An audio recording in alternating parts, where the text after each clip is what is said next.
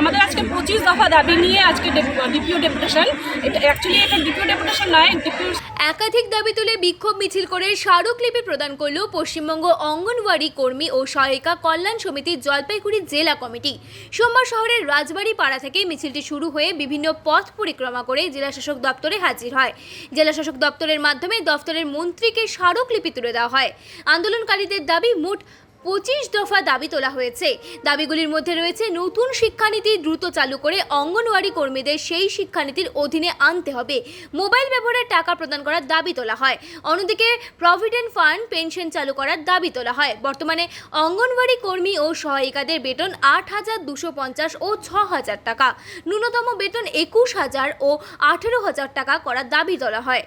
এছাড়া অঙ্গনওয়াড়ি কেন্দ্রগুলির অবস্থা খুবই বেহাল, বেশিরভাগ কেন্দ্র ভাড়া করে চলছে, সঠিক সময়ে ভাড়া প্রদান করা হচ্ছে না। রাজ্যে প্রায় 2.5 লক্ষ কর্মী রয়েছেন। দ্রুত দাবি মানা না হলে বৃহত্তর আন্দোলন শুরু করা হবে বলে। মৌসুমী ঘোষ, আমি রাজ্য কমিটির ওয়ার্কিং প্রেসিডেন্ট। কিসের আমাদের সংগঠন পশ্চিমবঙ্গ অঙ্গনওয়াড়ি কর্মী সহায়িকা কল্যাণ সমিতি, তার আমি রাজ্য কমিটির ওয়ার্কিং প্রেসিডেন্ট। আমাদের আজকে 25 দফা দাবি নিয়ে আজকে ডিপিও ডেপুটেশন।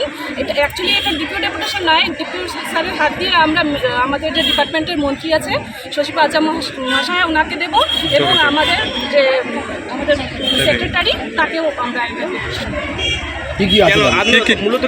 দাবিতে আমাদের মূল যেটা দাবি সেটা তো অনারিয়াম এবং অ্যাডিশনাল অনারিয়াম 1 নম্বরে আছে, কিন্তু আমাদের মূল যেটা এখন দাবি রাখছি আমরা, নতুন শিক্ষানীতিটা চালু করতে হবে এবং তার আয়তায় আমাদেরকে আনতে হবে। কয় দফা দাবিতে আপনার 25 দফা দাবি। কি দাবি থাকছে আপনাদের? আমাদের দাবিগুলোর মধ্যে গ্র্যাচুইটি, পেনশন, আমাদের নতুন শিক্ষানীতিটা আছে, তারপর আমাদের পোষণ টাকারের মোবাইল আমাদেরকে আজ পর্যন্ত দেওয়া হয়নি। 2 বছর ধরে আমাদেরকে প্রেশার দিয়ে কাজ করানো হচ্ছে, অন্যের মোবাইলে কাজ করতে বলা হচ্ছে, কিন্তু কেন্দ্রীয় সরকার থেকে আমাদের একটা টাকা দেওয়া হয়েছে, অ্যালটমেন্ট করা হয়েছে, কিন্তু সেই টাকাটা এখনো পর্যন্ত আমরা পাইনি। মোবাইলও হাতে পাইনি, রিচার্জ পাচ্ছি না, ইনসেন্টিভ পাচ্ছি না, ঘর ভাড়া পাচ্ছি না। আমাদের কথা যদি আমরা বলতে যাই সারাদিন লেগে যাবে। আপনাদের বেতন কত এখন? আমাদের 8,250 টাকা।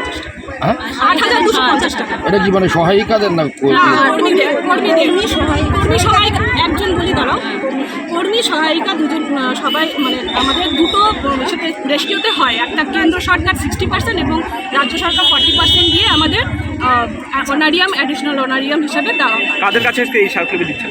এটা আমরা ডিপিওর কাছে দিয়েছি। সহায়িকা কত পায়, কর্মী কত পায়? 8,250 পায় কর্মী এবং সহায়িকা 6,200 টাকা।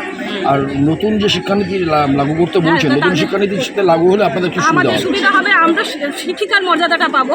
আমরা অনারিয়াম বেসিসে কাজ করি, কিন্তু অ্যাকচুয়ালি আমাদের কোনো অনারই নেই।